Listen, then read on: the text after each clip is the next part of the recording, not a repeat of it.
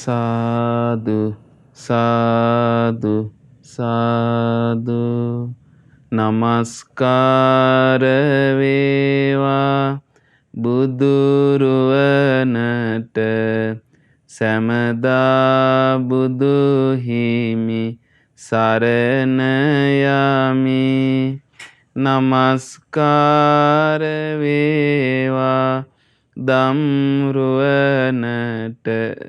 සැමදා සදහම් සරණ යමි නමස්කාර වේවා සංඝරුවනට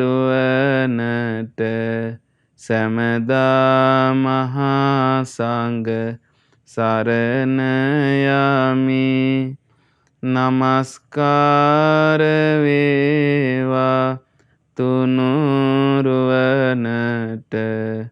සැමදා තිසරණ සරණ යමි සාදු සාදු සාදු.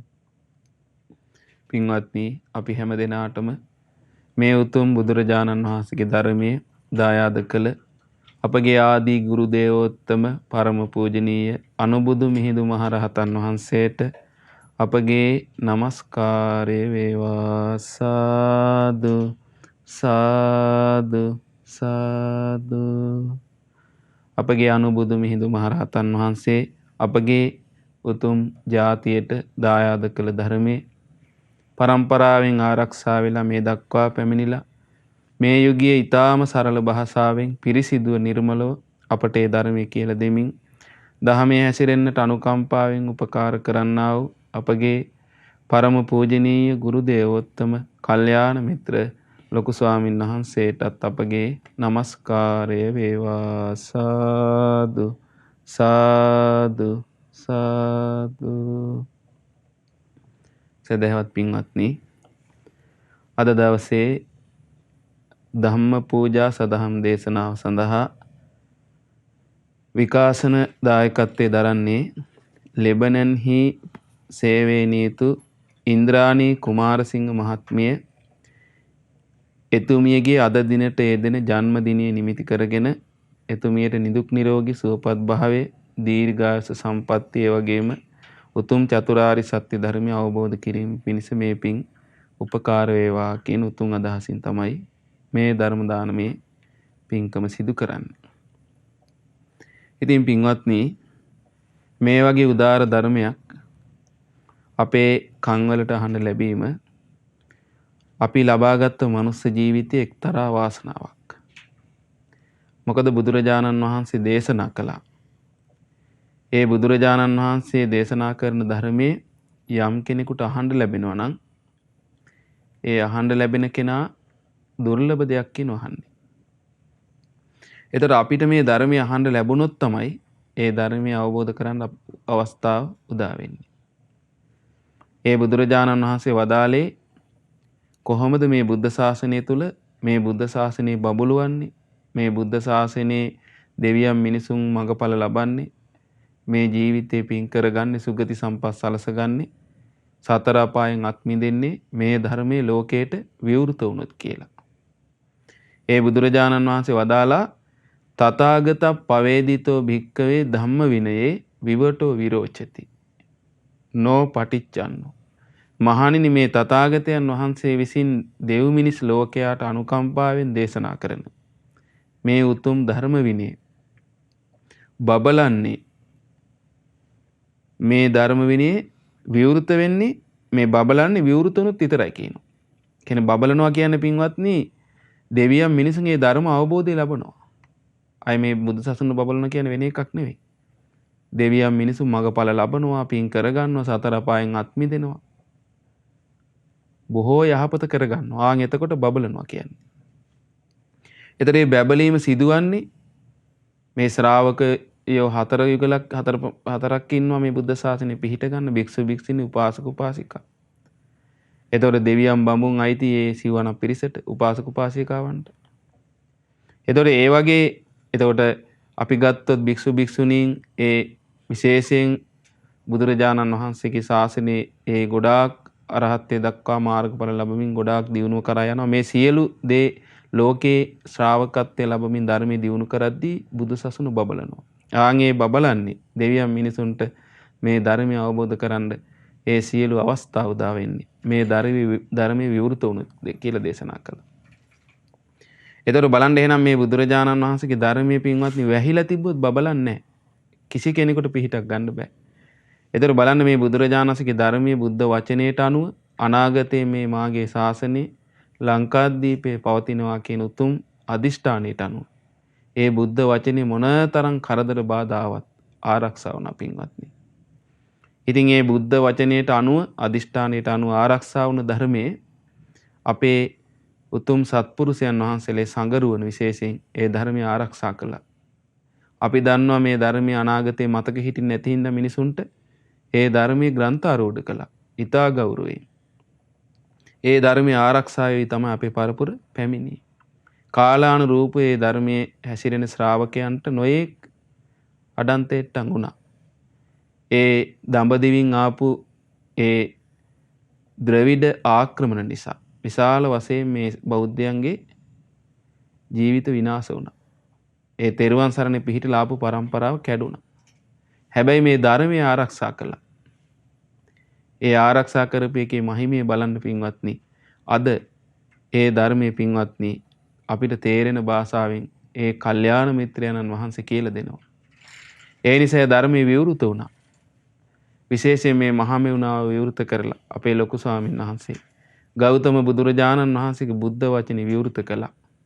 ඒ නිසා බොහෝ දෙනාට ඒ බුද්ධ ශාසනයේ ඒ පිහිට ලබා ගන්න අවස්ථාව උදා වුණා. අපි මේ ශ්‍රද්ධා රූපවාහිනියෙන් කුමක්ද කරන්නේ මේ ලක්විරු ගුවන් විදුලියෙන් මේ බුදුරජාණන් වහන්සේගේ ධර්මයේ විවෘත කරනවා ලෝකයට කියා දෙනවා.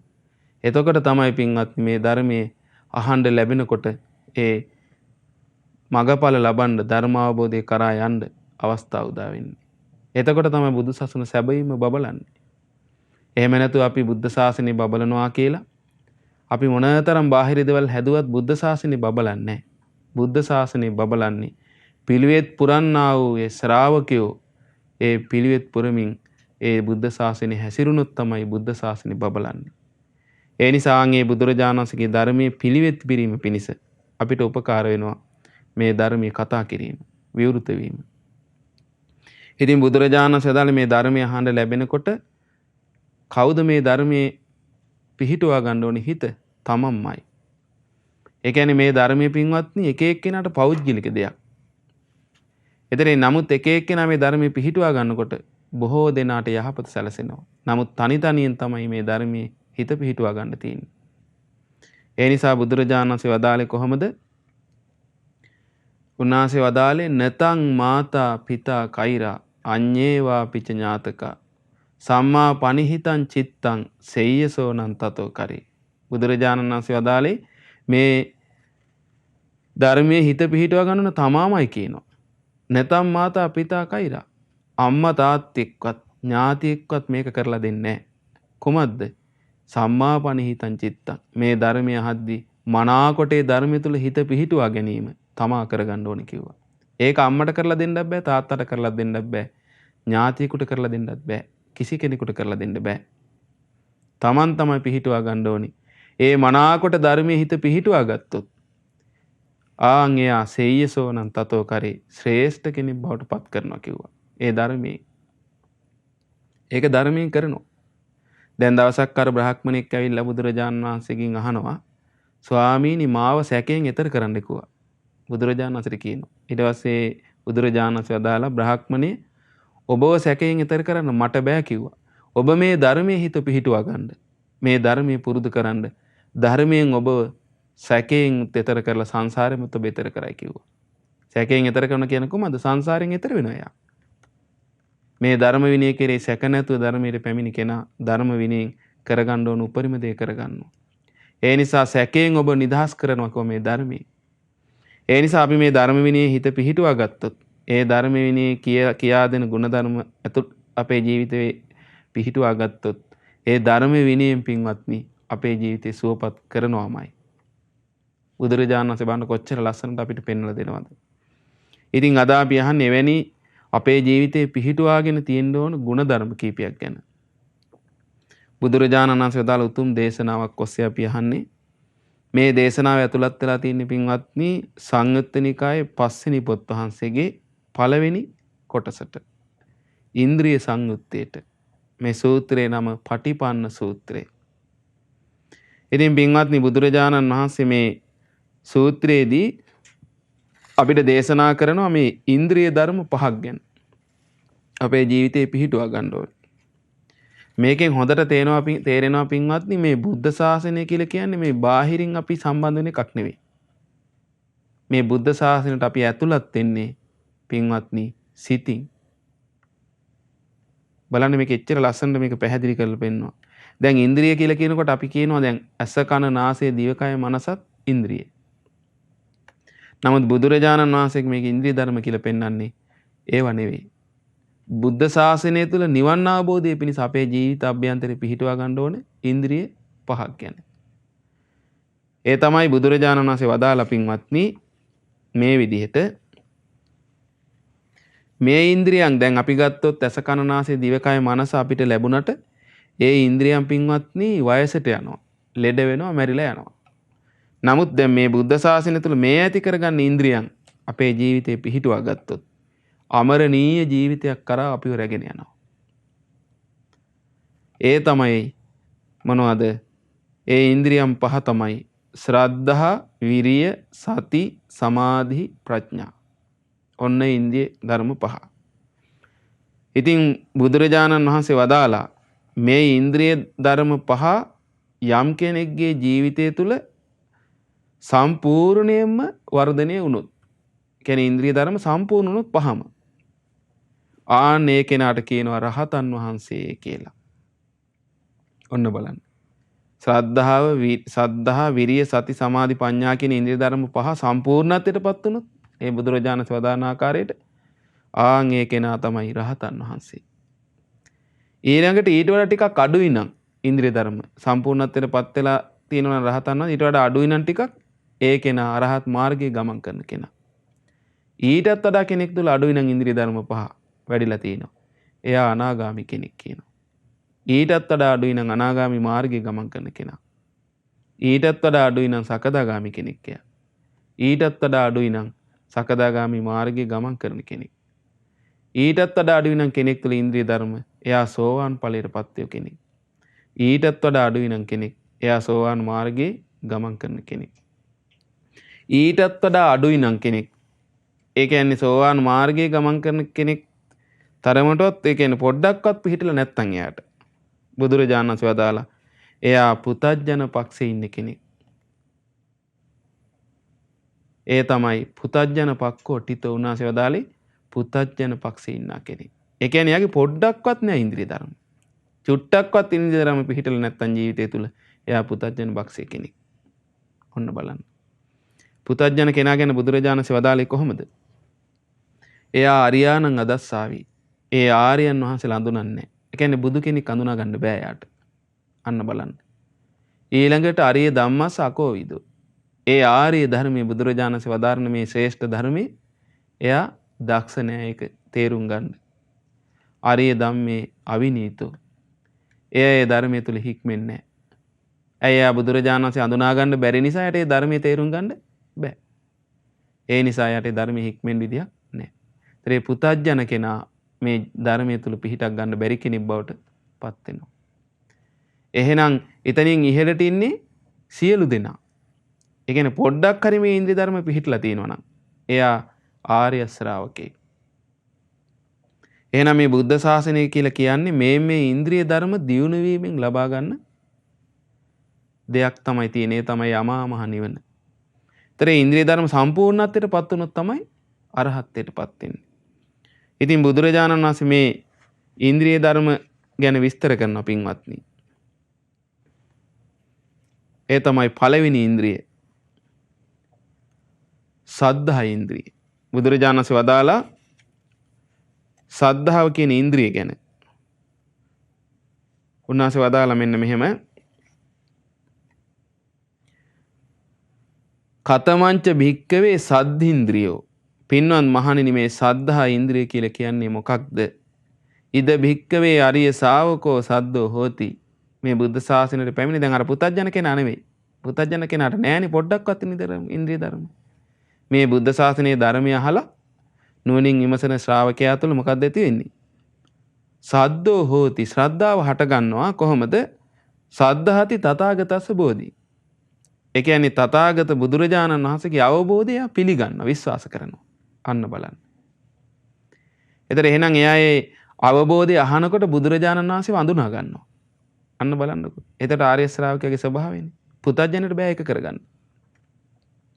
එතකොට අඳුනාගෙන ආන්ගේ අවබෝධය පිළිගන්නවා බුදුරජාණන් වහන්සේ. මේ බුදුරජාණන් වහන්සේගේ අවබෝධය නම් හරියටම හරි කියලා. එයා තමයි ශ්‍රද්ධාවන්ත ශ්‍රාවකයා වෙන්නේ. කොහොමද පිළිගන්නේ? ඒ බුදුරජාණන් වහන්සේ ඒකාන්තයෙන්ම අරහන්. කෙලෙස් නෑ රාග දේශ මොහ නැසූ කෙනෙක්. මොකද බුදුරජාණන් වහන්සේ ගැන තමයි පින්වත්නි ඉස්සරලාම පැහැදීම ඇති වෙන්න ඕනේ. මොකද මේ මාර්ගය සම්පූර්ණයෙන් පෙන්වන්නේ බුදුරජාණන් වහන්සේනේ. ඒතරේ මාර්ගයේ පෙන්වන කෙනා අඳුනා ගන්න බැරි වුණොත් ඒ කියන්නේ අරියාණන් අදස්සාවි කියන්නේ අර පුතත්ජන කෙනාට අඳුන ගන්න බෑනේ. එතනම මුලම ඉවරයිනේ යාගේ. ආර්ය ශ්‍රාවකයා කියන කියන්නේ කොහොමද? අරියාණන් දස්සාවි. ඒ ආර්ය බුදුරජාණන් වහන්සේ අඳුනා ගන්නවා මේ ධර්මය අහපු ගමම. මේ නම් ලෝකයේ සියලු දෙනා ඉක්මවා ගියපු උත්තම කෙනා කියලා. ඒක අඳුනාගන්නේ වෙන දෙයකින් නෙවෙයි. ඒ ධර්මය අහනකොටයි. ඒ ධර්මයට තේරෙනකොට එයා තේරුම් ගන්නවා මේ තමයි ලෝකේ ශ්‍රේෂ්ඨම කෙනා කියලා. ඒක හරි අසිරිමත් දෙයක් පින්වත් මේ ශ්‍රාවකෙක් තුළ ඇති වෙන. එතකොට එයා අඳුනාගන්නේ බුදුරජාණන් වහන්සේගේ ගුණ වශයෙන් අඳුන ගන්නවා. කොහොමද? ඒ බුදුරජාණන් වහන්සේ කෙලෙස් නැති රහතන් වහන්සේ නමක්. මොකද මේ දේශන අහනකොට ඒ අරහත්ත්වයේ බුදුරජාණන් වහන්සේගේ අරහත්ත්වයේ පිළිඹු වෙනවා දේශනා තුලින්. පැහැදිලි ඒක. බලන්න එතකොට ඒක ඒ තමන්ගේ නුවණකින් යම්කිසි විදිහකට ස්පර්ශ කරන්න පුළුවන් වෙන්න බෑ පින්වත්නි. ඒ බුදුරජාණන්ගේ අරහත්ත්වයේ මේ දේශනාවලින් අපි අහද්දි තේරෙන්න බෑ. දැන් අපි ගත්තොත් මේ වගේ දැන් කෑමක් අපි කනවා. කෑමේ රසය දැනෙන්නේ මොකේටද? දිවට. ඒතර දිවක් නැත්තම් රසයක් දැනෙනවද? නෑ. දිවට දැනෙනවනේ ඒකේ රස. ඒ වගේ තමයි නුවණැති කෙනා. මේ සංසාරේ අපි අහලා තියෙන යෝනිසෝ මනසිකාරේ නුවණින් කල්පනා කිරීමේ හැකියාව තියෙන කෙනාට දැනෙනවා මේක. මේ බුද්ධ දේශන අහනකොට ඒ අරහන් ගුණය හොඳට දැනෙනවා යාට නුවණට. ඒ වගේම සම්මා සම්බුද්ධයි කියලා දැනගන්නවා. සියලු දේ තමන්ගේ ඥාණයෙන් අවබෝධ කරා මේ වගේ ඥානයක් ලෝකෙ කිසි කෙනෙකුට නැහැ. උන්වහන්සේ තනියම ඇති කරගත්තේ. ඊළඟට විද්‍යාචාන සම්පන්න. ඒ කියන්නේ බුදුරජාණන් වහන්සේ නොයේ ඥානයන්ගෙන් සමන්විතව ඒ ඥානයන්ට අනුවම ජීවිතය පවත්වනවා. උන්වහන්සේට තියෙන දස බල ඥාන, සඩ අසාධාරණ ඥාන, ඊට පස්සේ සිව් විසරද ඥාන, අෂ්ට විද්‍යා ආදී අනන්ත බුද්ධ ඥානයන් තියෙනවා. ඒ ඥානයන්ට අනුකූලවම ජීවිතය පවත්වලා තියෙනවා. ඒ ජීවිතේ පවත්වපෙදී දැනගන්නේ කුමකින්ද? උන්වහන්සේ වදාළ ධර්මයෙන්මයි. ඒ ධර්මයේ මනාකොට ඒවා ඇතුළත් වෙලා තියෙනවා. ඊළඟට එයා දැනගන්නවා බුදුරජාණන් වහන්සේ සුගත කියලා. නිවන් මාර්ගයේ ගමන් කරලා ආරියෂ්ඨායික මාර්ගයේ නිවනටපත් වුණා. ඊළඟට ලෝකවිදු මේ ලෝකේ හැම දෙයක්ම බුදුරජාණන් වහන්සේ අවබෝධ කළා. මේවා හොඳට දැනගන්න මේ දේශනාව තුලින්. ඊළඟට මේ ලෝකයේ දෙවියන් මිනිසුන් මේ ධර්මයට දමනය කළා. දමනය කරන්න අමාරු අය පවා උන්වහන්සේ දමනය කළා. අනුත්තර පුරිස ධම්ම සාරති.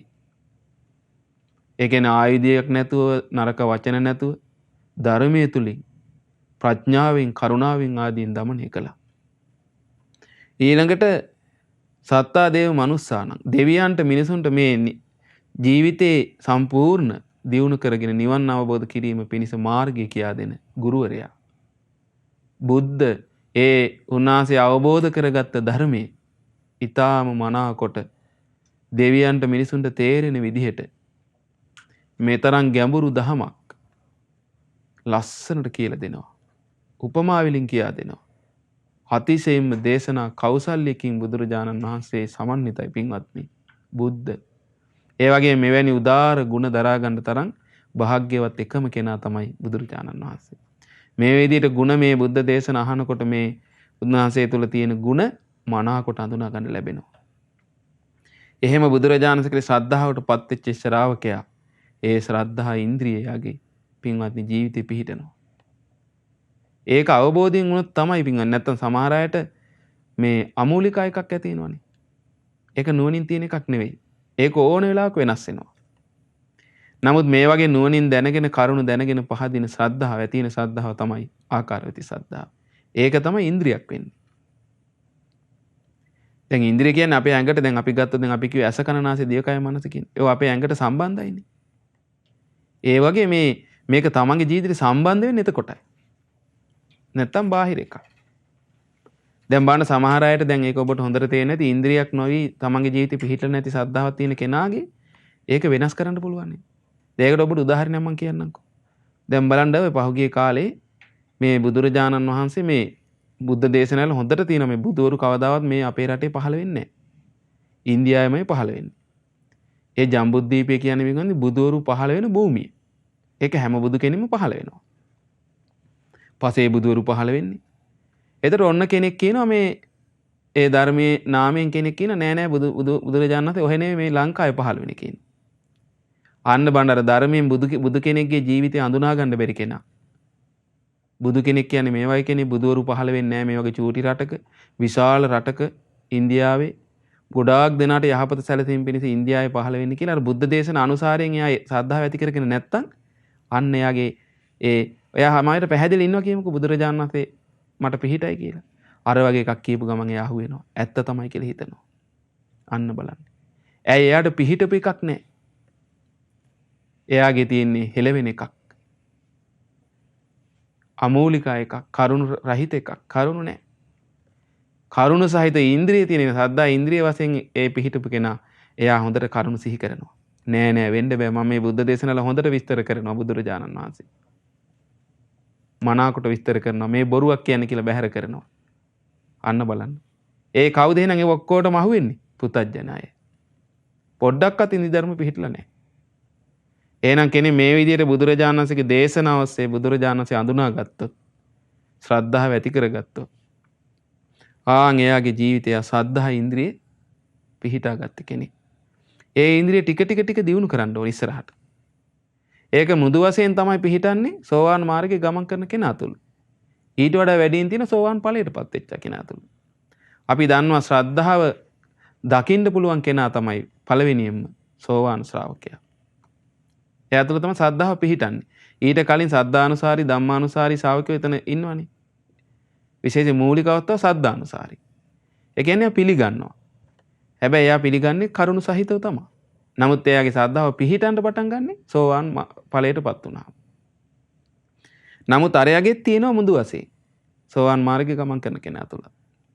ඒතර මූලිකව ආරම්භ කරන ශ්‍රද්ධාව ටික තමන් දියුණු කරගෙන ඒ බුද්ධ දේශනාව ඔස්සේ එයාගේ ශ්‍රද්ධාව පිහිටා ගන්න එයා දක්ෂ වෙන්න නුවණින් කල්පනා කරලා.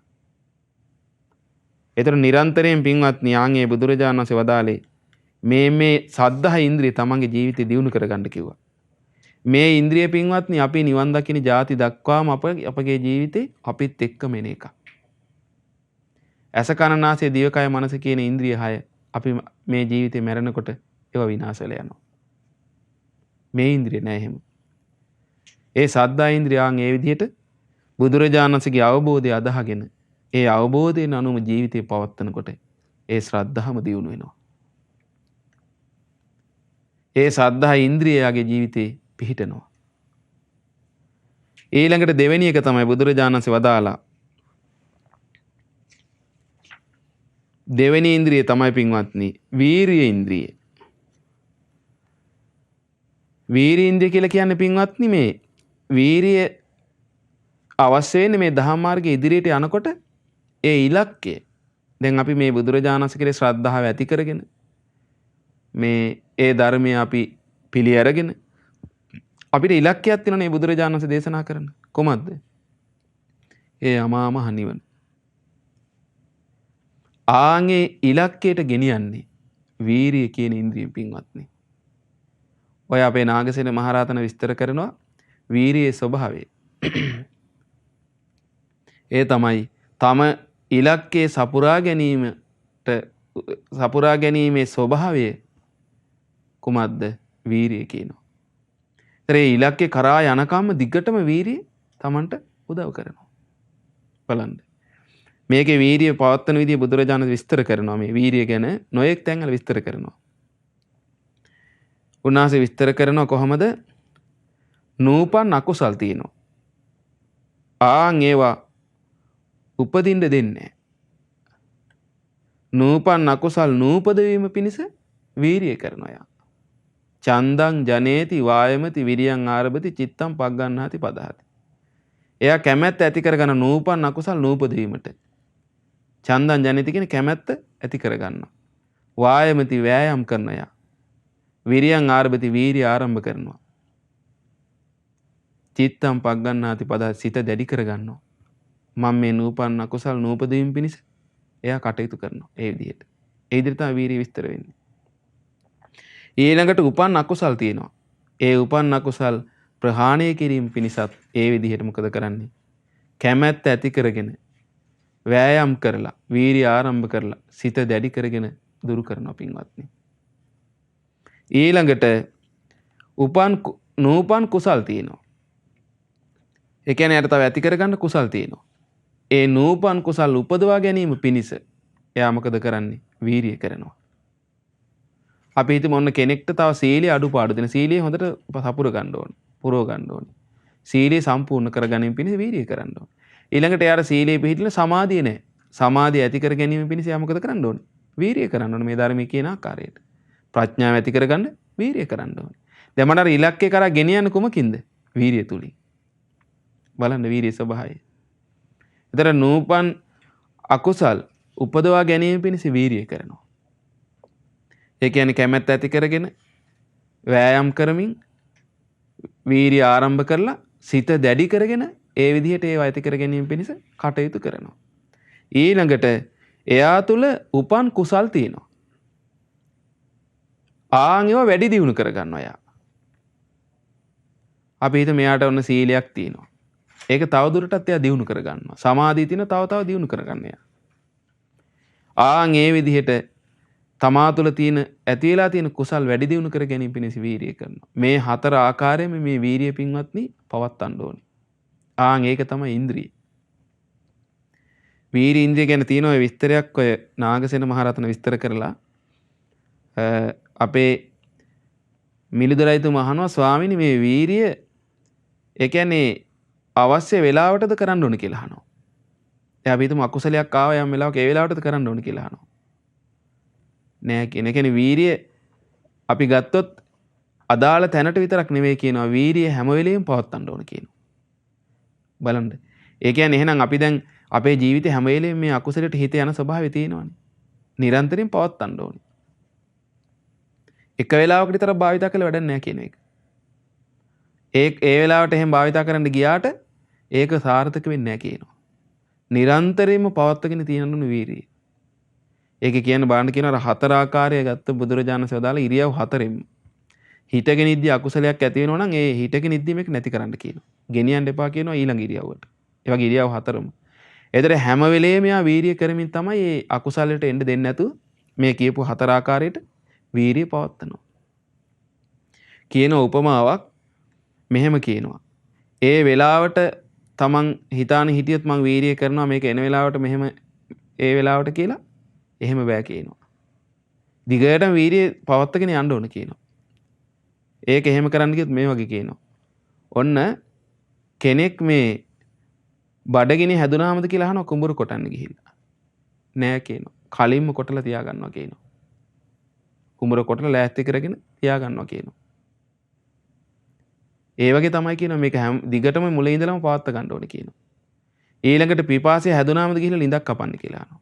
නෑ කියනවා කලින් කපාගෙන තියා ගන්නවා කියනවා. ඒ වගේ තමයි මේ කලින් පවත්වාගෙන පුරුදු කර කර ඉන්නේ වීරිය තමයි කියනවා. ඒ අකුසලයක් එනකොට තමන්ගේ ජීවිතය දුරු කරන්න උදව් කරන්නේ. නිරන්තරයෙන් පවත්වන්න ඕන කියන හතර ඉරියව්වෙම. ඒ වගේ පින්වත්නි ඒ විදිහට බුදුරජාණන් වහන්සේ වදාළ ආකාරයට අකුසල් එනකොට තමන්ගේ ජීවිතේ වීරියෙන් තමයි ඒ ටික තමන්ගේ ජීවිතේ ප්‍රහාණය කරන්නේ. ඒ ඉලක්කේ කරා යන්න උදව් කරන්නේ වීරිය හැම වෙලේම.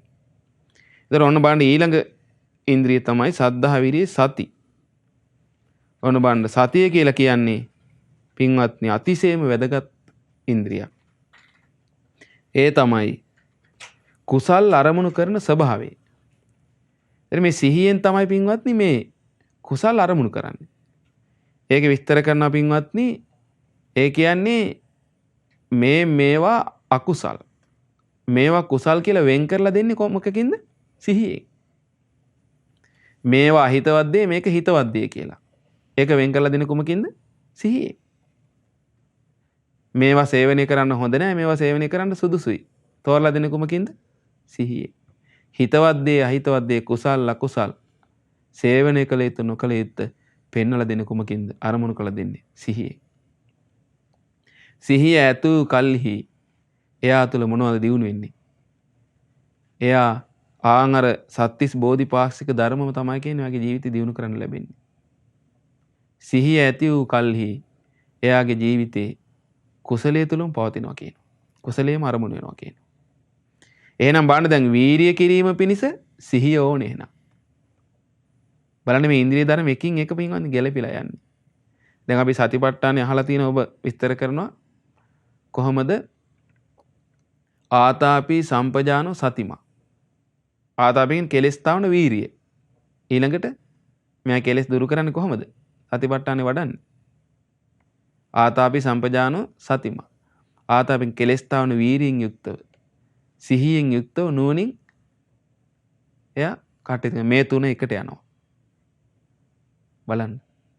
එතන සිහියෙන් අරමුණු කරලා දෙනවා මේක හොඳ නෑ මේක හොඳයි කියලා. මේක අකුසල් මේක කුසල් කියලා. මොකද කරන්නේ ඊට පස්සේ මේ වීරියෙන් යුතුව ඒක නුවණින් අඳුනා ගන්නවා. දැන් සිහියෙන් අරමුණු කරානේ නුවණින් අඳුනා ගන්නවා. එහෙනම් මේක ප්‍රහාණය කරන්න මේක උපදවා ගන්න ඕනේ. අන්න වීරියෙන් තමයි ඒක කරන්නේ. අර කියපු හතර ආකාරයට. අකුසල් ප්‍රහාණය කළ කුසල් උපද්දව ගන්නවා. අර හතර ආකාරයි. බලනතර මේ ඉන්ද්‍රිය ධර්ම එකින් එක පින්වත්නි එකට පවතින්නේ. එකට මේ ඉන්ද්‍රිය ධර්ම දියුණු කරන්න ඕනේ. ඔය සතිය ගැන තව තැනක තියෙනවා පින්වත්නි මේ සිහිය ගැන හරියට දොරටු පාලය වගේ කියලා. අන්න බලන්න. දැන් ඒක හොඳට ගැලපෙනවා මේකට. දැන් දොරටු පාලය පින්වත්නි රාජ්‍යයේ ඉන්නේ ඒ දොරටුවෙන් ගන්නෙ නෑ රාජ්‍යයට අනවශ්‍ය අය. තමන්ගේ රාජ්‍යයට හිතවත් අය විමසලා තමයි ගන්න කතා බහ කරලා. ඒතර එනේ යන අය ගැන හොඳ අවබෝධයක් ඒ දොරටු පාලයට තියෙනවා. ඒ වගේ තමයි මේ සිහිය. සිහියෙන් තමයි මේක හොඳ නෑ මට. මේක හොඳයි කියලා දැනගන්නේ. ඒතර හොඳ නැති දේ ප්‍රහාණය කරලා හොඳ දේ ගන්නවා. ආම් බලන්න කොච්චර ලස්සනද. ඒතර ආන්ගේ සිහියෙන් යුක්ත වෙන්නේ ශ්‍රාවකයා තමයි පින්වත්නි. ඒ විදිහට මනාකොට කුසලයේ තුල ජීවිතේ පවත්වන්නේ. අපි කියන්නේ සිහිය නෑ කියලා. දඟන සමහරව කියනවනේ බොරු කියවෙනවා මට. ඒ මොකද? සිහිය නෑ. දැන් අපි මොන සීලයක සමාදන් වෙනවා. අපි මට සීල් සමාදන් වුණා කියලා කෙනෙක්. ඔන්න පොයක් දවසේ. දැන් එයා වෙන දවස්වල 12න් පස්සේ කෑම කනවා. දැන් ඔන්න මෙයා අට සිල් අරන් ඔන්න එදා පාවන්න කරනද ගෙදර එනවා. ආපු ගමන් මොකද කරන්නේ? වෙනදා පුරුද්දට මෙයා ඔන්න ගෙදර ආපු ගමන් මොනවා හරි කනවා. දැන් සීල් කැඩුණා නේ. ඊට බණ්ඩේ ඊට පස්සේ ඒක ඔන්න කෑවට පස්සේ යාට අයියෝ මගේ සීල් කැඩුණානේ කියලා සිහි වෙන. එතකොට වැඩක් නෑ. බණ්ඩේ ඊට කලින් Tamanට අරක මේ සිහිුන්නේ මතක් වුන්නේ නැහැ කියන්නේ සිහිය වැඩ කරේ නැහැ එතන. දැක්කද? නමුත් ඉන්ද්‍රිය ධර්ම දියුණු වෙන බලවත් වෙන්න ඉක්මනට අරමුණු කරනවා Tamanට. මේක හොඳ නෑ කියලා. එතකොට යාට සංවරෙන්න පුළුවන්. ඒක තමයි සිහිය ඉන්ද්‍රියක් වශයෙන් දියුණුනා කියන්නේ. ඒ කියන්නේ Tamanට වැරදුනාට පස්සේ සීලය කැඩුනාට පස්සේ වැඩක් නැහැ නේ මතක් වෙලා. ඊට කලින් මතක් වෙන්න ඕනේ. එතකොට මේ ගුණයෙන් තමන්ගේ ජීවිතේ රැකෙන්නේ. දැන් දොරටු පාලේ එහෙමනේ දැන් අනවශ්‍යයි ගන්නෙ නෑනේ රාජ්‍යයට. අවශ්‍ය කෙනාන බලලා ගන්න. අන්න බලන්න කොච්චර ලස්සනද කියලා. ඒ විදිහට බුදුරජාණන් වහන්සේ වදාළ මේ විදිහට සිහියෙන් ඒ සිහිය කියන ඉන්ද්‍රිය දියුණු කරගෙන එයාගේ ජීවිතේ සිහිය ඉන්ද්‍රිය තුල පිහිටලා කුසල් අරමුණු කරගෙන ඒ කුසල් දියුණු කරගන්නවා කියනවා. මේක විස්තර කරන අය නාගසේන මහරහතන් වහන්සේ විස්තර කරනවා ඒ සිහිය තුල ඒ සිහිය උපදින ශ්‍රාවකයා තුල බොජ්ජංග ධර්ම ඒ ඉන්ද්‍රිය ධර්ම ඒ සත්‍තිස් බෝධිපාක්ෂික ධර්මම දියුණු වෙනවා කියනවා. ඒවා තුලම පවතිනවා කියනවා. තමන්ගේ ජීවිතේ. ඒවම වැඩි යනවා කියනවා. ඊළඟ ඉන්ද්‍රිය තමයි සමාධි ඉන්ද්‍රිය. බුදුරජාණන් වහන්සේ වදාලා සමාධි ඉන්ද්‍රිය කියලා කියන්නේ පින්වත්නි මේ හිතේ එකඟ බව. ඒ කියන්නේ අපේ හිතේ හැම වෙලේම අපේ හිත පවතිනවා නිරන්තරයෙන්ම කෙලෙස් සහිත කෙනෙක්ගේ හිත පවතින කරුණු පහක් තියෙනවා. ඒ තමයි නීවරණ, පංච නීවරණ. ඒ තමයි කාමච්ඡන්දේ. ඒ කියන්නේ කාමයේ උදෙසා හිතවිලි පවතිනවා. ඇති වෙනවා. ඊළඟට ව්‍යාපාදේ තරහ සිතුවිලි ඇති වෙනවා. ඊළඟට තීන මිද්දේ. නිදිමත තලස බවත් ඇති වෙනවා. ඊළඟට හිතේ විසිරීමත් පසුතැවීමත් උද්ධච්ච කුක්කුච්චේ. ඊළඟට විචිකිච්ඡාව කියන්නේ සැකේ ඇති වෙනවා. එතන මේ පහෙන්ම පින්වත්නි නිවන් අවබෝධය කිරීම පිණිස පවතින මාර්ගයේ වහලා දානවා. ඔන්න බලන්න. එතකොට පින්වත්නි සමාධියෙන් තමයි මේ පංච නීවරණ යටපත් කරන්නේ. මේ වගේ බලය අඩු කරන්නේ කුමකින්ද? සමාධිය. සමාධිය ගැන විස්තර කරන සමාධියේ ස්වභාවය තමයි කියන මේ කුසල් දහම් පිහිටා සිටීම. කුසල් දහම් වල පිහිටා සිටින්න උදව් වෙනවා කියනවා. එයි දැන් මේ ඉන්ද්‍රිය මේ අපි ගත්ත පංච නීවරණ පහ හිතේ තියෙද්දි පින්වත්නි අර ಗುಣධර්ම වල පිහිටා ඉන්න බෑ. අර නිවන පිණිස පවතින ಗುಣධර්ම වලින් බැහැර වෙලා යනවා. ඔන්න බලන්න. එතකොට මේ සමාධිය ටික ටික දියුණු කරනකොට මොකද වෙන්නේ? අර නීවරණ යටපත් වෙනවා. බලන්න. දැන් බලන්න අපි කියනවා දැන් බුදුරජාණන් වහන්සේගේ ගුණ සිහි කරන්න කියනවා අපි. ඔන්න සමත භාවනාව. සමත විදර්ශනා කියලා දෙආකාරයකින් තියෙන භාවනාව. එතකොට මේ බුදු ගුණ සිහි කරද්දි මොකද වෙන්නේ? අර නීවරණ යටපත් වෙලා යනවා. ටිකෙන් ටික. එතන නීවරණ යටපත් වෙලා එයාට පළවෙනි ධ්‍යානෙ උපදවා ගන්න පුළුවන්. දෙවෙනි ධ්‍යානෙ, තුන්වෙනි ධ්‍යානෙ, හතරවෙනි ධ්‍යානෙ, අෂ්ට සමාපatti. එතකොට සමාධිය ඇති වුණාට පස්සේ තමයි යම් කිසි දෙයක තිබෙන සැබෑ ස්වභාවය තේරුම් ගන්න පුළුවන්. බුදුරජාණන් වහන්සේ වදාළේ කොහොමද? සමාධිමත් භික්ෂුව තමයි කියනවා ඒ යථාර්ථය අවබෝධ කරගන්නේ. ඒ කියන්නේ අපේ හිතේ පින්වත්නි මේ පංච නීවරණම වැඩ කරනවා නම් පංච නීවරණ වලින් අපේ හිත වැහිලා තියෙනවා නම් ඒ වෙලාවට අපිට සිහි කරගන්න බෑ හරියට.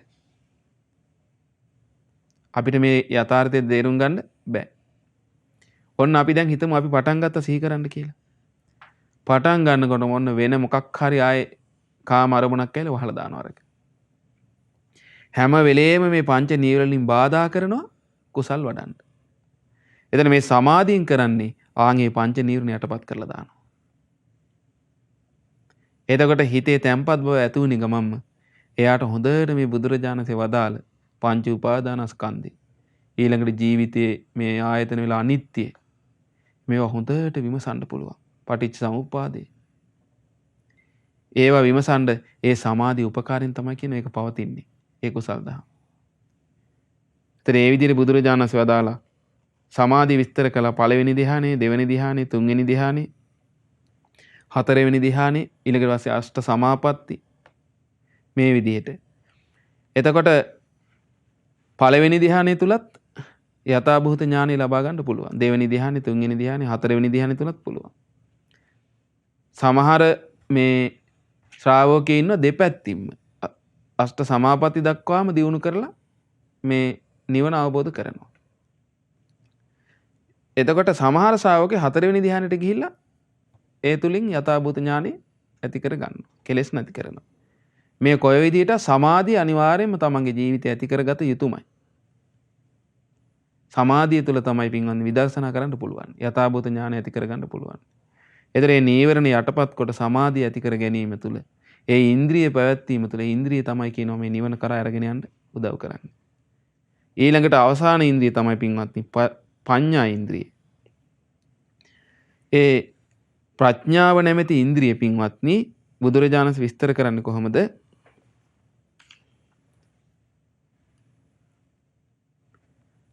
උදයත්ත ගාමිනී පඤ්ඤාය සමන්නාගතෝ සම්මා දුක්ඛක්ඛේ ගාමිනිය.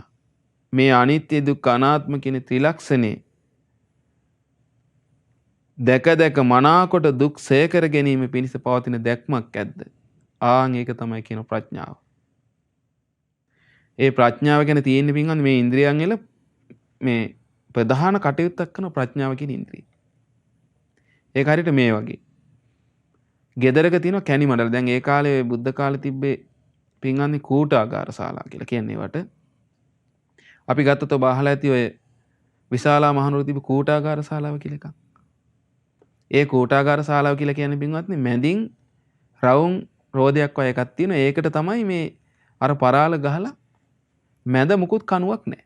අර ඔක්කොම පරාල වද්දලා තියෙන එකට කියන්නේ කැණි මඩල කියලා මැද තියෙන රෝදෙට. ඒකට තමයි ඔක්කොම පරාල ගහලා තියෙන්නේ. ඒතර ඒක තමයි ඒකේ මූලිකම එක. ඒ වහලේ. කැණි මඩල කියන්නේ ඒකට. ආන්ගේ කැණි මඩල වගේ කිව්වා මේ ධර්ම මාර්ගයේ ප්‍රඥාව. ඔය ප්‍රඥාව ගැන අපගේ නාගසේන මහරහතන් වහන්සේ ලස්සන විස්තරයක් තියෙනවා. ප්‍රඥාව කියලා කියන්නේ මේ වගේ එකක් කියනවා. මේ හරියට නසලා දාන ස්වභාවය. ඒකට ප්‍රඥාව කියනවා. ඒ කියන්නේ මොනවද නසන්නේ? කෙලෙස් නසනවා. ඒ වගේම තමයි ආලෝකයේ උපද්දන ස්වභාවය ප්‍රඥාව කියනවා. ඒක මේවයි කියන ඔන්න කෙනෙක් ඉන්නවා මේ අඳුරු කුටියක් තියෙනවා. අපි හිතමු ගෙයක් තියෙනවා අඳුරේ තියෙන්නේ ගේ. කෙනෙක් මොකද කරන්නේ? තෙල් පහනක් අරගෙන දැල්වෙන තෙල් පහනක් අරගෙන ඒ අඳුරු කාමරයට ඇතුල් වෙනවා කියනවා. ඇතුල් වෙනකොට මොකද වෙන්නේ? ආලෝකය උපදිනවා කියනවා. දැන් අඳුරනේ තිබ්බේ ගේ ඇතුලේ. ආලෝකය ඇති වුනහම මොකද වෙන්නේ? ඒ ගේ තියෙනවා නම් යම් තාක් බහඬ ඒ සියල්ල විනිවිද දකින්න පුළුවන් කියනවා. දැන් අඳුරේ කෙනෙක් ආව දකින්න පුළුවන්ද? ඔබ හිතන්න බලන්න ඔන්න දැන් අපි හිතමු ගෙදර ලයිට් ටික ඔක්කොම ඕෆ් කරනවා. ඕෆ් කරලා අපි රෑ වෙලා කියලා හිතමු රෑ. ලයිට් ටික ඕෆ් කරලා අපි ඒ ගේ හිටියට ඒ ගේ තියෙන කිසිම බඩුවක් අපි ළඟ තියෙන දෙයක්වත් පේන්නේ නැහැ පින්වත්නි. ඇයි? අඳුර නිසා. අද කාලේ හැටියට ගත්තොත් අපි ලයිට් එක දානවා. නේ? බල්බ් එක දානවා කියන්නේ අපි. ඒ බල්බ් එක දාපු ගමන් මොකද වෙන්නේ?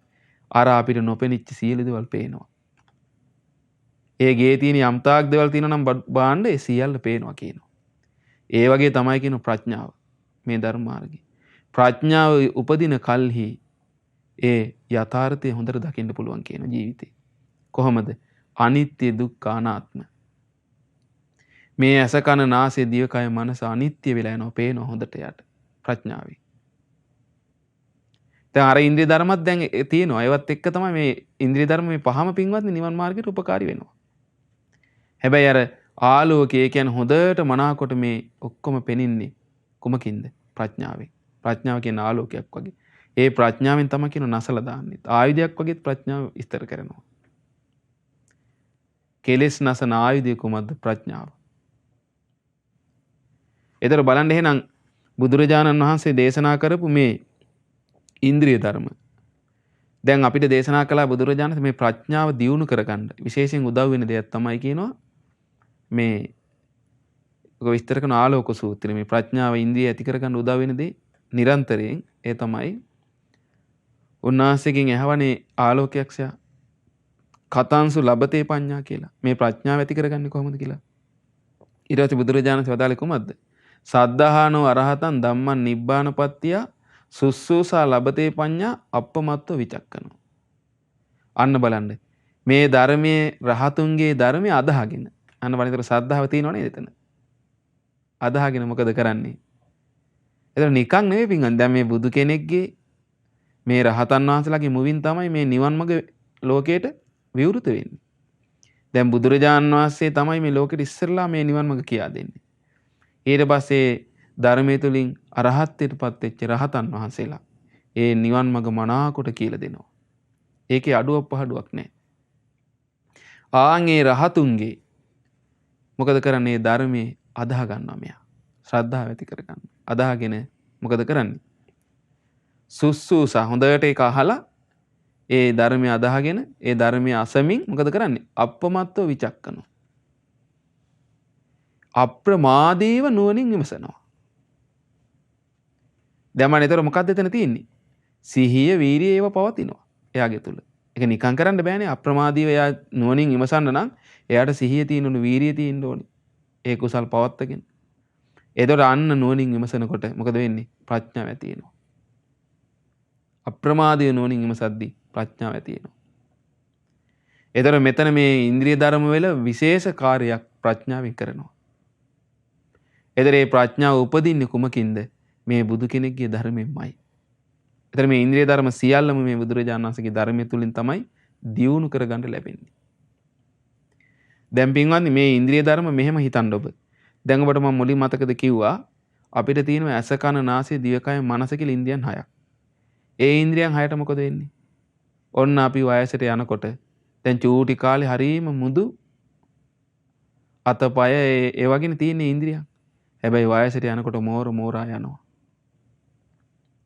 වයසට යනකොට මෝරලා යනවා ඒවා ඉන්ද්‍රියන්. ඊළඟට ලෙඩ වෙනවා. ඒ ඉන්ද්‍රියන් 6ම. ඊළඟට ඉන්ද්‍රියන් මැරිලා යනවා. හැබැයි මේ ඉන්ද්‍රියන් එහෙම නෙවෙයි. මේවා මේ ජීවිතේ ඇති කරගත්තොත් ශ්‍රද්ධාව ඊළඟට වීරිය ඇති කරගත්තොත් අපි වීරිය පුරුදු කරලා ඊළඟට අපි සිහිය පුරුදු කරගත්තොත් අපි නිරන්තරයෙන් මේවා හොඳ නෑ මේවා හොඳයි කිය අර සිහියෙන් අපේ ජීවිතේ කුසල අකුසල් තෝරා කටයුතු කරගත්තොත් මේ සිහියෙන් අපි සිහිය පුරුදු කරගත්තොත් ඊළඟට සමාධිය ටික ටික නමුත් අපි මේ දැන් අපි නොයෙක් භාවනා ක්‍රම අපිට ඒ කල්යාණ මිත්‍රයන් කියා දෙන බුද්ධ දේශනාව ඇසුරින් බුද්ධානුස්සති ධම්මානුස්සති සංඝානුස්සති ඊළඟට අපි ආයතන විදර්ශනා භාවනා කරනවා අපි ආයතන ගැන පංච උපාදානස්කන්ධ ගැන පටිච්චසමුප්පාද ගැන ආර්ය සත්‍ය ගැන මේ විමසනවා නේද අපි ආන්ගේ භාවනා ටික කරද්දි මොකද වෙන්නේ ඒ සමාධි ඉන්ද්‍රිය දියුණු වෙනවා දැන් අපි හිතමු මෙහෙම අපිට සමාධියක් නැහැ කියමු නමුත් අපි සමාධිය ඇති කර ගැනීම පිණිස අපේක්ෂාවක් තියෙන්න ඕනේ. ඒක මේ වගේ ඔන්න අපි හිතමු අපිට පිපාසයක් තියෙනවා. ඒ පිපාසයේ සංසිඳව ගැනීම අපේක්ෂාවක් අපිට තියෙන්න ඕනේ. එතකොට අපි ඒ පිපාසය සංසිඳව ගන්නවා අපි. ලිඳක වතුර තියෙනවා අපිට පිපාසයක් ඇති වෙනවා. අපි පිපාසයේ සංසිඳව ගැනීම පිණිස අපේක්ෂාවක් තියෙන්න ඕනේ. එතකොට තමයි අපි ගිහිල්ලා ඒ වතුර අරගෙන පිපාසය සංසිඳව ගන්න. ඒ වගේ සමාධිය ඇති කර ගැනීම පිණිස අපේක්ෂාවකින් Tamanට පුළුවන් විදිහට පුරුදු කරනවා ටික. මේවා මූලික ඉස්සෙල්ලාම චුට්ටයි උපදින්නේ. ටික දියුණු වෙලා තමයි පින්වත්නි ඉස්සරහට යන්න තියෙන්නේ. ඒකයි. ඒක හොඳට තේරුම් ගන්න. ඒ සමාධිය අපි දියුණු කරගත්තොත් ටික මේ ජීවිතේ ඒක පිහිටුන අපේ ජීවිතේ. ඊළඟට ප්‍රඥාවෙන් අර කීප විදිහට මේ බුදුරජාණන් ධර්මයේ හොඳට අහලා නුවණින් විමසා අනිත්‍ය දුක්ඛ අනාත්ම අපි තේරුම් ගන්න මහන්සි ගන්නකොට පින්වත්නි ඒ නුවණ අපිට ඉතුරු වෙනවා. ප්‍රඥාව දියුණුන අපේ. පොඩ නමුත් අපේ අභ්‍යන්තරේ පිහිටන ඒවා. ඒ ඉන්ද්‍රියම් පින්වත්නි මේ ජීවිතේ අපි මැරෙනකොට මැරිලා යන්නේ. ඒවා යනවා අපිත් එක්ක සංසාරේ. හරි සුන්දරයි. ඒකට ඔබට මම කියන්නම් හොඳ උදාහරණයක්. බුදුරජාණන් ඉස්සරලාම සම්බුද්ධත්වයේ ලැබලා. අපි දන්නවා බුදුරජාණන් වහන්සේට ධර්මයේ කියන්නේ හිත නැමුන්නේ. ඒක සාමාන්‍යයෙන් මේ බුදුරජාණන් වහන්සේලා තුළ ඒක නිරායසෙන් එනවා. මොකද ඒක හරි ගැඹුරු ධර්මයක් නේ මේක. නිවන කියන එක. ඉතින් මේ සත්‍ය අවබෝධ කරයිද කියලා උන්වහන්සේට සිතක් ආවා. එතකොට මහා බ්‍රහ්මයා ආරාධනා කරාවිල්ලා. ඒක හැම බුදු කෙනෙකුටම වෙන එකක් ඒක. බුදුරජාණන්ට කරුණාව නැතුව නෙමෙයි. මහා බ්‍රහ්මයා ආරාධනා කරාට පස්සේ ස්වාමීනි මේ ලෝකේ කෙලෙස් අඩු සත්ත්වය ඉන්නවා. ධර්මය අවබෝධ කරගන්න පුළුවන් අය ඉන්නවා. දේශනා කරන්න කිව්වා. උන්වහන්සේ බැලුවා ලෝකෙ දිහා. ඒත් කලබලුන්නේ නැහැ. ලෝකේ උන්වහන්සේට පේනවා පින්වත්නි. කොහොමද? ලෝකේ පේන උනන් සමහරුන්ට කෙලෙස් අඩුයි. සසරේ කෙලෙස් අඩුයි එයාට. සමහරුන්ට කෙලෙස් ගොඩායි. එහෙනම් කෙලෙස් දුරු කර සංසාරේ පුරුදු කරපයි ඉන්නවා ධර්මයේ. බුද්ධ ශාසනයේ. ඊළඟට සමහර අයට ඉන්ද්‍රියන් තියෙනවා ඉන්ද්‍රිය ධර්ම පොඩ්ඩයි තියෙන්නේ. සමහර අයට හොඳට තියෙනවා තියුණු ඉන්ද්‍රිය. ඉන්ද්‍රිය කියන්නේ මේවා. සද්ධා විරිය සති සමාධි ප්‍රඥා ඉන්ද්‍රිය සංසාරේ පුරුදු කරලා. දැන් බලන්නකෝ ශ්‍රාවකයන් වහන්සේලා ඔය බුද්ධ ශාසන ගොඩක බුදුරජාණන් වහන්සේ පව බෝසත් කාලෙත්. ඒ බුදු කෙනෙක් වෙන්න ශ්‍රාවකයෙකුට වඩා දියුණු කරනවානේ. ඒ සියල්ල දියුණු කරගෙන ආවේ අතීත බුද්ධ ශාසනෙ පව. ඒතර මේ සංසාරේ බාණ්ඩේ ඉන්ද්‍රිය ධර්ම දියුණු කරපෙව්වා. මේ ජීවිතේට එනවනේ. උන්වහන්සේ දැක්ක සමහර අයගේ ඉන්ද්‍රියන් හොඳට පිහිටලා තියෙනවා. ඒ අයට නම් මේ ධර්මයේ කියලා තේරුම් ගන්න පුළුවන් ඉක්මනට. සමහරුන් ඉන්ද්‍රියන් දියුණු වෙලා නැහැ. ඒ අයට බෑ. දෙපැත්තක් දැක්කා උන්වහන්සේ. ඉන්ද්‍රියන් දියුණුවලා තියෙන පැත්තකුත් දැක්කා. නැති පැත්තකුත් දැක්කා. ඉන්ද්‍රියන් කියන්නේ මේවා. ඇස කන නාසය දිව කය මනස නෙවෙයි. මේ ඉන්ද්‍රියන්.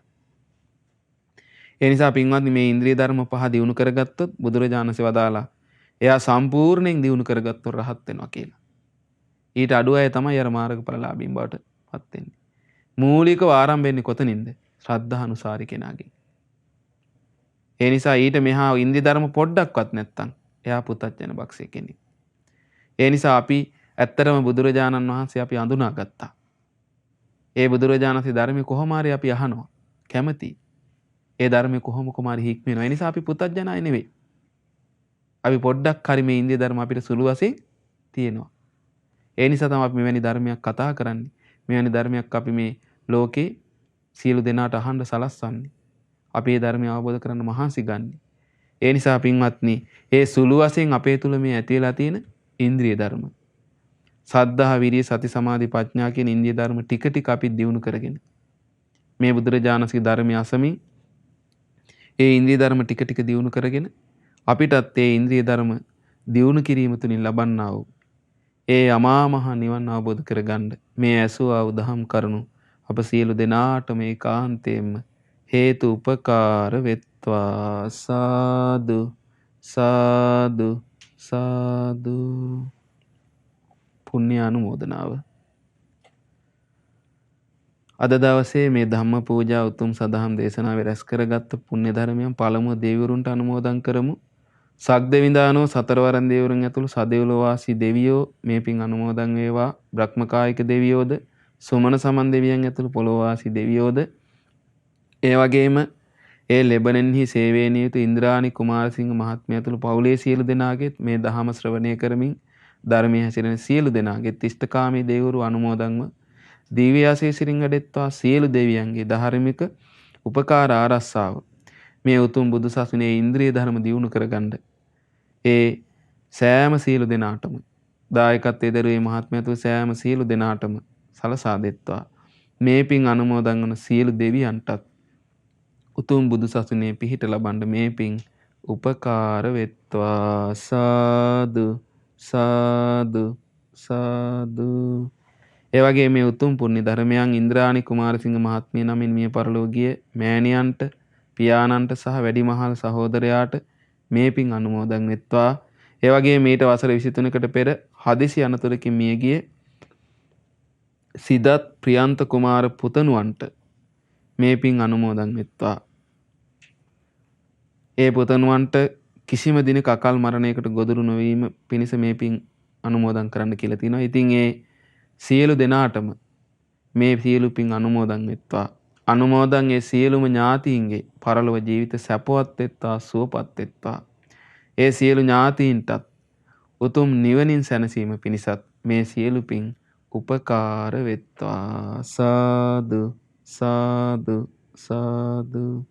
ඒ වගේ මේ උතුම් පුණ්‍ය ධර්මයන් ඒ ලෙබනින්හි සේවයේ නියුතු ඉන්ද්‍රාණි කුමාරසිංහ මහත්මියට මේ පින් අනුමෝදන් වෙලා ඒ මහත්මියට නිදුක් නිරෝගී සුවපත් භාවයේ දීර්ඝායුෂ සම්පන්නිය ලැබේවා. ඒ වගේම උතුම් කල්යාණ මිත්‍රාශ්‍රය තුලින් උතුම් චතුරාර්ය සත්‍ය ධර්මයේ දියුණු කරගන්න මේ සියලු පින් උපකාර වේවා. විශේෂයෙන් මේ ඉන්ද්‍රිය ධර්මයන් දියුණු කරගන්න මේ සියලු පින් උපකාර වෙත්වා. ඒ වගේම ඒ මහත්මියගේ දියණිය වන අනෝසා ප්‍රේදර්ශනී අලහකෝන් සහ ඇයගේ සැමියා වන සනත් කුමාර අලහකෝන් යන ඒ දෙපළට මේ පින් අනුමෝදන් වෙත්තා. ඒ වගේ උතුම් දරු සම්පතක් ලැබීමට බලාපොරොත්තුෙන් සිටිනවා.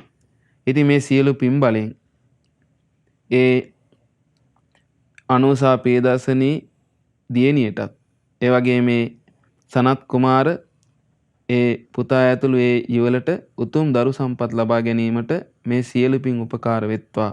තුනුරුවන්ගේ ආශිර්වාදයේ අඟුලිමාල මහරහතන් වහන්සේගේ ආනුභාවය සැලසෙත්වා. ඒ වගේම විදේශ රැකියාවල නියුතුව සිටින සියලුම දෙනාට මේ පින් අනුමෝදන් වෙත්වා. ඒ වගේම රටදෑ සුරකින්න රණවිරුවන්ට, සුවවිරුවන්ට ඇතුළු සියලු දෙනාට මේ පින් අනුමෝදන් වෙත්වා. අනුමෝදන් වෙලා ඒ හැම දෙනාම නිදුක් වෙත්වා, නිරෝගී වෙත්වා, සුවපත් වෙත්වා. ඒ ඉන්ද්‍රාණි කුමාරසිංහ මහත්මිය ඇතුළු ඒ පවුලේ සියලු දෙනාට තව තවත් මේනි උදාර පින්කම් කරගෙන මේ බුදුරජාණන් වහන්සේගේ ධර්මයේ ශ්‍රවණය කරමින් මේ කියපු ආකාරයට ඉන්ද්‍රිය ධර්මයන් ටික ටික නමුත් දියුණු කරගෙන ඒ ඉන්ද්‍රිය ධර්මයන් දියුණු කර ගැනීමෙන් ලබා ගන්නා වූ ඒ උතුම් අමා මහ නිවනින් සැනසීම පිණිසත් මේ සියලු පුණ්‍ය ධර්මයන් උපකාර වෙත්වා. සාදු සාදු සාදු. ඒ වගේ මේ උතුම් පුණ්‍ය ධර්මයන් අපි හැම දිනාට මේ වගේ උතුම් බුද්ධ ශාසනය තුළ මේ ගුණධර්ම දියුණු කර ගන්නට මේ උතුම් ධර්මයේ විවෘත කරලා අපි හැම දිනාටම කියලා දෙන කල්යාණ මිත්‍ර ලොකු ස්වාමීන් වහන්සේට අනුමෝදන් නිදුක් නිරෝගී සුව දීර්ඝායුෂ ලැබේවා. ඒ වගේම මහමෙවුනා වාසී රටලෝ වාසී ගෞතම බුදු සසුනේ පිළියෙත් පුරන සංගරුවනටත් අනගාരികා මෑණියන් වහන්සේලාට පැවිදි අපේක්ෂාවෙන් සිටින දූ පුතුන් ඇතුළු සියලු දෙනාට අනුමෝදන් වෙත්වා. අනුමෝදන් ඒ පින්වතුන් වහන්සේලා ඇතුළු සියලු දෙනාටම උතුම් ඉන්ද්‍රිය ධර්මයන් දියුණු කරගෙන ගෞතම බුදු සසුනේ පිහිට ලබන්න මේ සියලු පින් උපකාර වෙත්වා. සාදු සාදු සාදු. ඒ වගේම කොරෝනා වෛරසය හේතුවෙන් රෝගාතුර සිටින රටලෝ වාසී සියලු රෝගීන්ට මේ පින් බලින් නිදුක් නිරෝගී සුව ලැබේවා. ඒ වගේම ශ්‍රද්ධා මාසික ධර්ම දාන සමාජිකයන්ට ශ්‍රද්ධා රූපවාහිනියේ ලක්විරු ගුවන් විදුලියේ සේවා කරන සියලුම දෙනාට මේ පින් අනුමෝදන්. ඒ අයට නිදුකින් නිරෝගීව ඒ පින් කටයුතු කරගන්න ලැබේවා. ඒ වගේම මේ උතුම් ධර්මයේ ශ්‍රවණය කරමින් බුද්ධ ශාසනය පිහිට බලාපොරොත්තුෙන් වාසය කරන සියලු දෙනාටත් අනුමෝදන් වෙලා හැම දෙනාටම මේ කියපු ආකාරයට මේ උතුම් ඉන්ද්‍රිය ධර්ම දියුණු කරගෙන උතුම් බුදු සසුනේ පිහිට ලබන්න මේ සියලු පුණ්‍ය ධර්මයන් හේතු උපකාර වෙත්වා. සාදු සාදු සාදු. සියලු දෙනාටම තෙරුවන් සරණයි. නමෝ බුද්ධාය. මෙවැනි වටිනා ධර්මදේශනා ශ්‍රවණය කිරීමට ශ්‍රද්ධා ඩේලි YouTube චැනලය සබස්ක්‍රයිබ් කරන්න.